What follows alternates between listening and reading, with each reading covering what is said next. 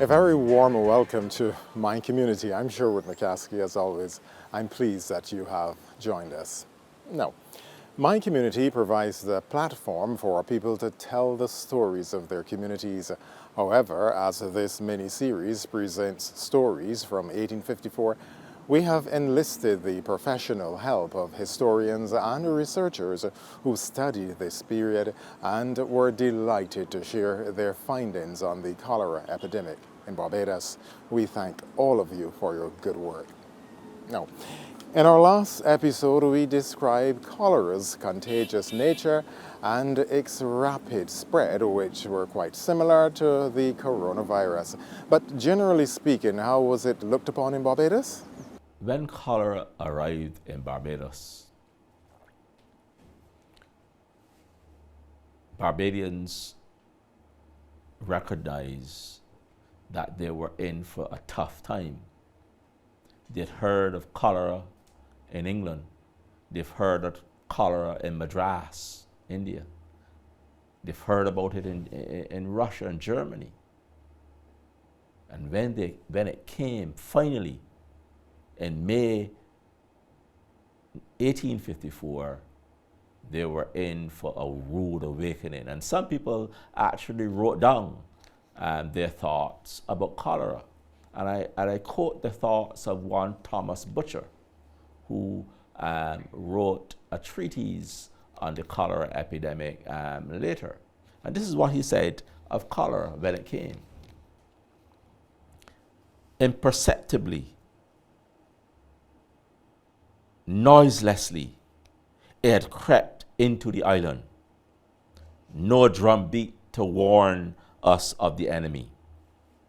No telegraph reported it in sight. No harbor master challenged it. Yet the cry arose on every hand, the plague is begun. Thomas Butcher, writing in the 1850s. Butcher also quotes a minister of religion who in one of his sermons had this to say about cholera. When the mind thought, it thought of cholera. When the tongue spake, it spake of cholera. When the hand wrote, it wrote of cholera. In other words, cholera was on everybody's lips. We see similarities here with the coronavirus. It ruled our lives, controlled our actions, and the pace at which things were done. Our physical interactions were dictated by this virus. Now, let's move on to more stories of the cholera epidemic of 1854. There's also a story of a British soldier who was riding along Bay Street, and he saw a woman in the road, of course, taking her last breath, dying of cholera. Her family had thrown her out of the house, put her out, when they found that she was ill. She had been showing signs of illness. And he got down from his horse and took her to a place of shelter. He did not just leave her there, but took her to a place of shelter. She subsequently died, but of course she did not die a horrible death in the middle of the street. They were not all heroes in these circumstances, as people responded differently because we're all different and people took to the situations in different ways. There were those who were dedicated to their families and took care of them to the end, as we would see where this one woman would nurse her family, take care of her husband and her children until they died, and they died leaving her alone, exhausted and desolate. But she was committed to looking after them to death. On the other hand, there was a man who witnessed the death of his mother and his wife, their suffering and their death, and after they died, he left the house and ran away, leaving 4 small children behind. And did not return, leaving the little children in the house with the corpse. And it was believed that someone who had died of cholera that the infection spread quicker with those persons who had died. So people did not want to handle the dead. These acts of seeming callousness were more the exception than the rule, because the population as a whole were reportedly standing up to the plate and doing the things that they needed to do, showing acts of kindness to family members and others, right? So it was not all depredation or people running away and not being kind and stuff like that. The majority of the people were kind, even to strangers. There's another story of a woman who saw a child in a house, abandoned.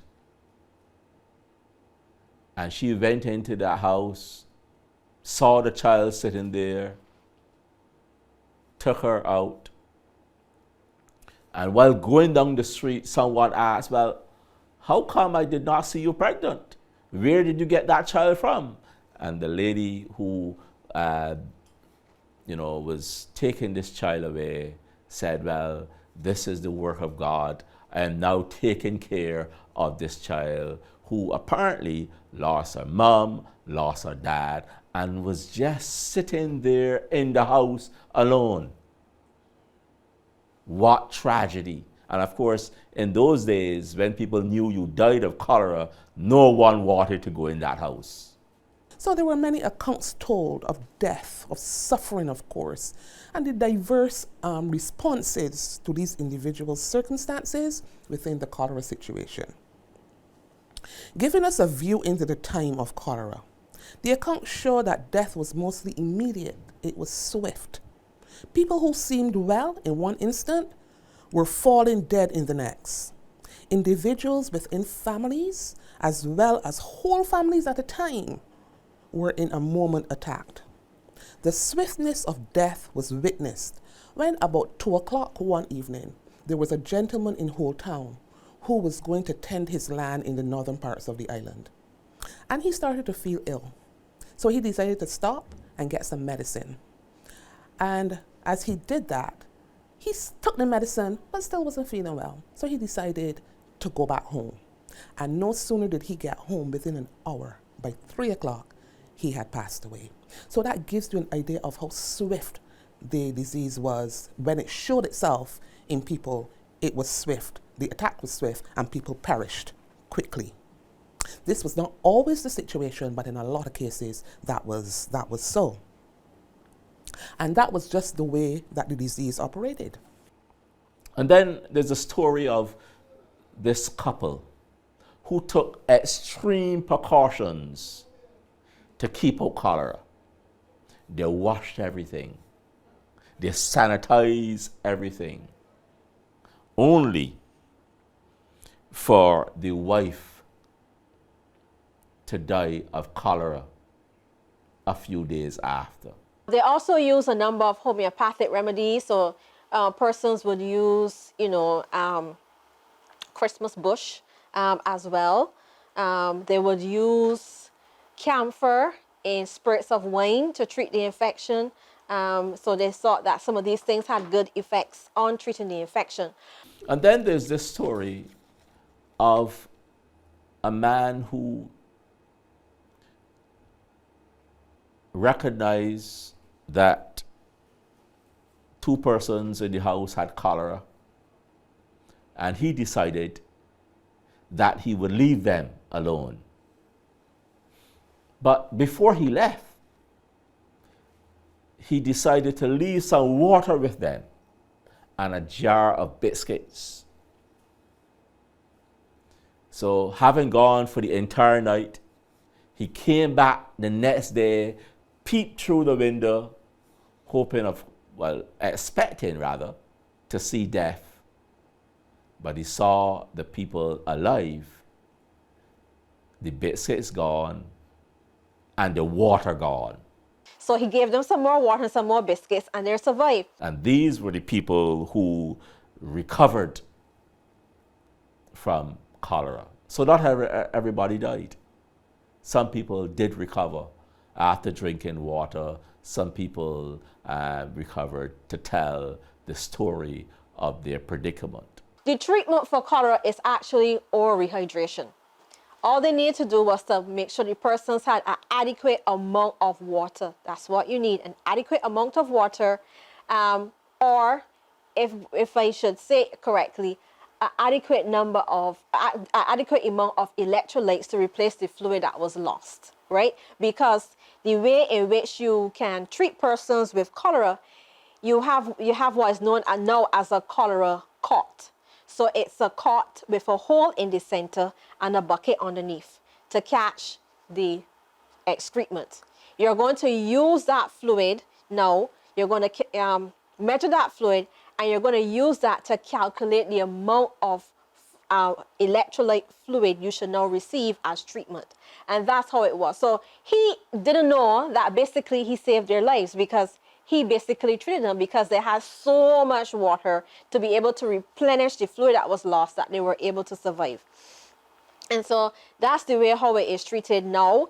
It's also treated with, sometimes you can treat it with antibiotics, but back then antibiotics were not known, because the first antibiotic really was identified in the 20th century, very early in the 20th century. So they would have had no idea, absolutely no idea about antibiotics, only the homeopathic and methods that they would have been used to, as I said, the Christmas bush and the camphor and so forth, in the spirits of wine.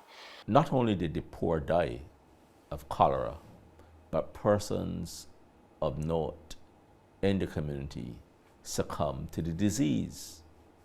Abel Plinkett, the editor of the Barbadian newspaper, he perished during the cholera epidemic.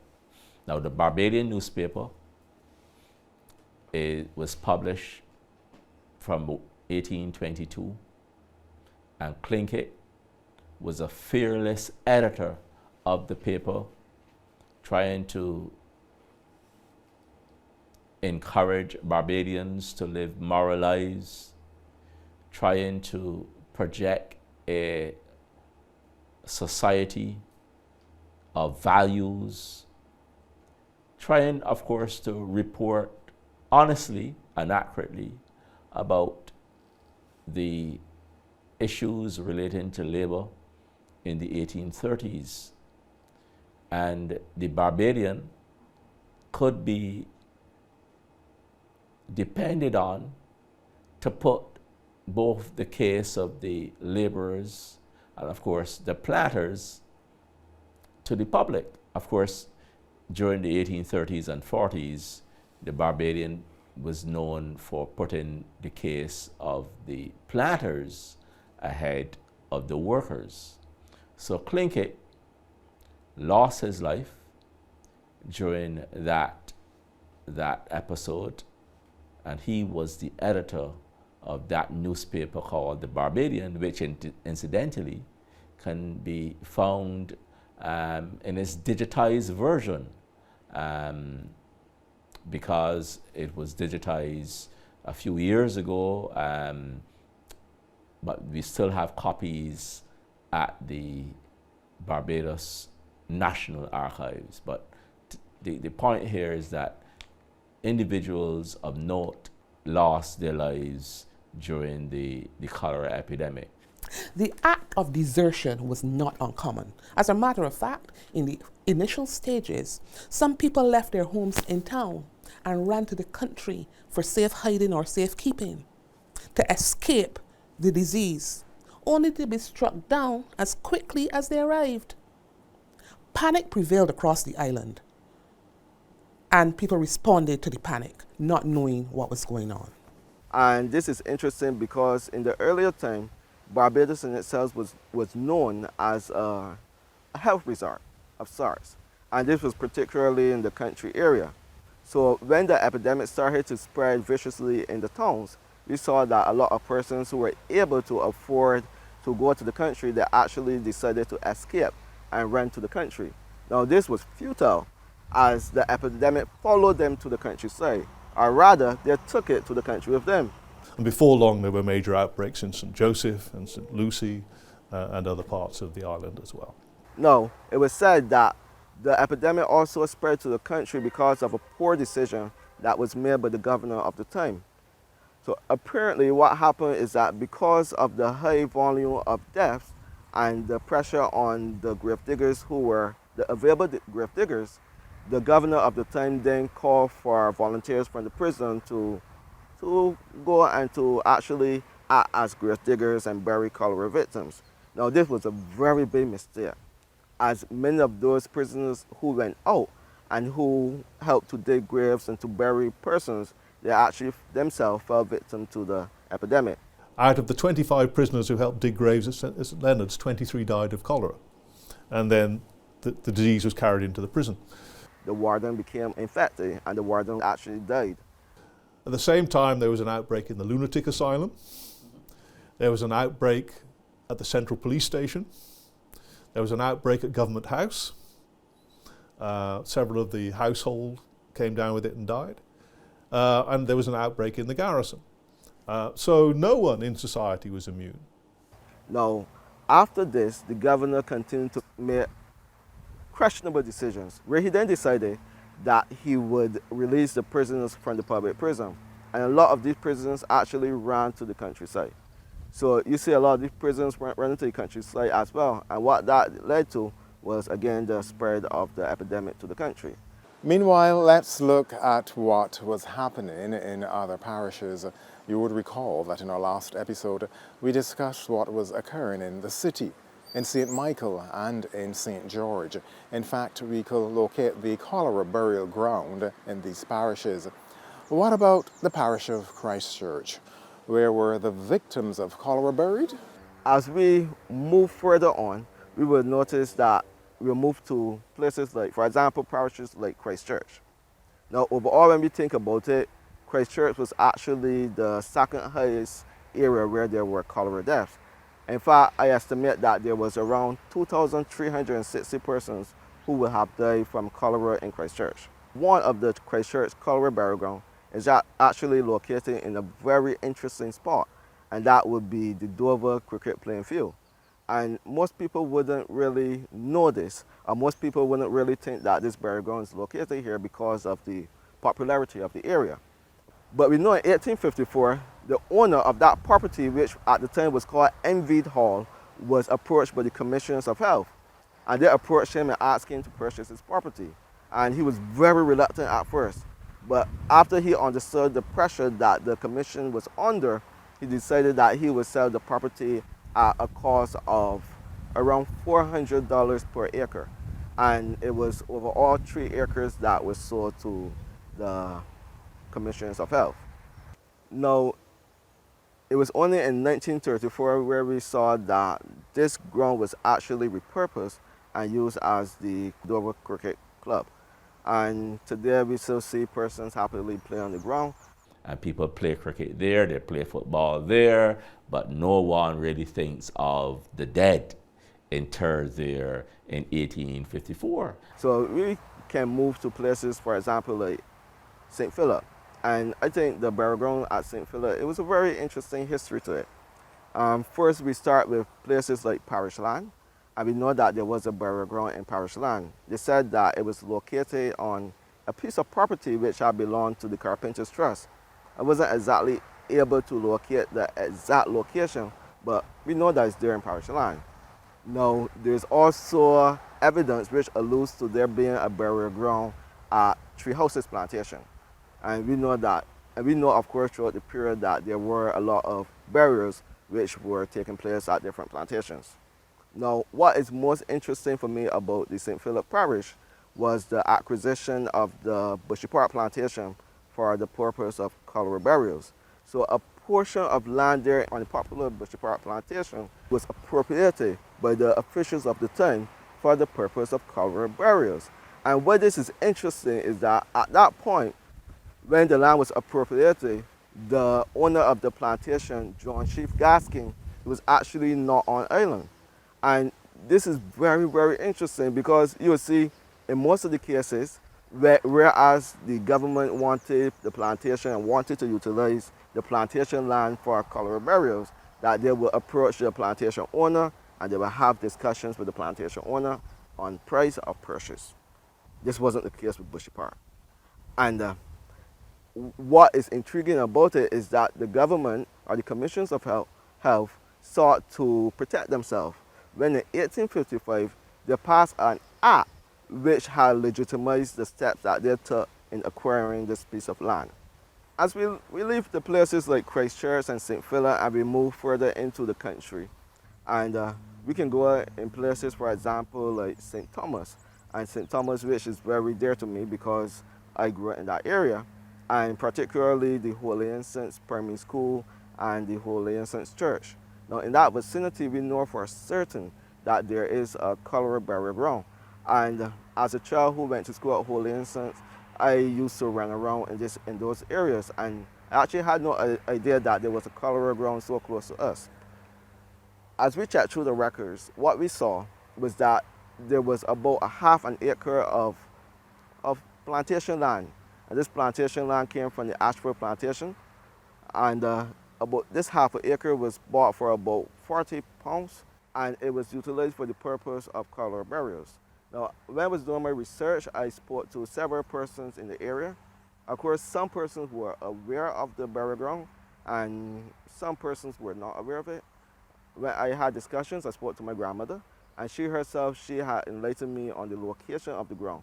And one thing that she said is that as children, they were warned never to go into that area. And what is important to mention here is that with the purchase of the Ashford Plantation burial ground, we saw that the commissioner of the town had actually put an ad in the newspaper. And this ad is actually quite important, because what this ad had called for was for all plantation owners to set aside a piece of land just in case additional land was needed for the purpose of cholera burials. The rapid spread of the coronavirus had a negative impact on economies worldwide. It became standard for daily newscasts to begin with news of COVID-19. Almost every aspect of the economy was affected. Let's explore the similarities with the cholera epidemic. Now, how did the cholera epidemic affect the economy? This is May, it started around May 14th. By this time, most of the planters had been able to take the crop. Only a few acres left to be harvested. But because so many people died, not only in town but in country, lots of laborers remained at home. People were scared even to leave their homes. Shops were closed. In addition, there was a demand for carters, people driving donkey carts, taking these individuals down to the various graveyards at the price of 1 shilling 6 pence per coffin. And that was a lot of money in those days, because in the agricultural sector, if you worked for 1 day as a field labor, you got about 1 shilling 3 pence. But if you were to inter 1 coffin, you got about 1 shilling 6 pence. So you could see why individuals were not pleased when they heard knocking on the coffins, because it meant that they had to open the coffin, look in and see what was wrong. And of course, if they allowed the person to go free, then they would lose their 1 shilling 6 pence. So that it affected the economy significantly. Well, trying and unusual circumstances may unfortunately lead individuals to engage in unusual deeds. Now, due to a shortage of food supplies, there were the cholera riots of 1854. And now we come to the cholera riots of 1854. So you would think that people would be calm and be quiet during an epidemic? No. People in northern Barbados, having experienced tremendous food shortages, decided that they would riot. Remember that lots of shops were not open. The only economic activity occurring really was building coffins and carrying people down to the various graveyards. And those goods that would have arrived from Bridgetown did not arrive in places like Apes Hill and Farmers. And people there took matters into their own hands. For example, on June 20th, at the height of the cholera epidemic, 300 workers from Turner's Hall plantation seized a hogshead or a barrel of sugar weighing about 112 pounds, took the sugar out of the barrel and threw the barrel down a hill. But that was not the end of that skirmish. These 300 people moved to Apes Hill in St. James. Then the spring in St. James. They arrived at Farmers as well, broke into the boiling house, challenged the watchman, and they ended up stealing or appropriating 200 pounds of yams. 2,000 pounds of yams. And this was to satisfy their hunger. So they appropriated yams, they appropriated sugar, and these persons caused a riot during the cholera epidemic. The governor did not take any chances. Governor Colbert called out the troops from St. Anne's Fort. Persons in the militia were also called out, and they headed to the affected areas. Some of the ringleaders were arrested and punished, so that even though the cholera epidemic was wreaking havoc, individuals rioted and individuals were punished because of their role in that affair. There was no rioting in Barbados during the coronavirus outbreak, no doubt because of the government's very good management of the situation. Perhaps if more information were available, and if there were a better management of the cholera epidemic, perhaps our people would not have rioted in 1854. I'm Sherwood McCaskey. This has been Mind Community. The series continues next week at the same time. In the meantime, do take good care of yourself and look out for the interests of your neighbors.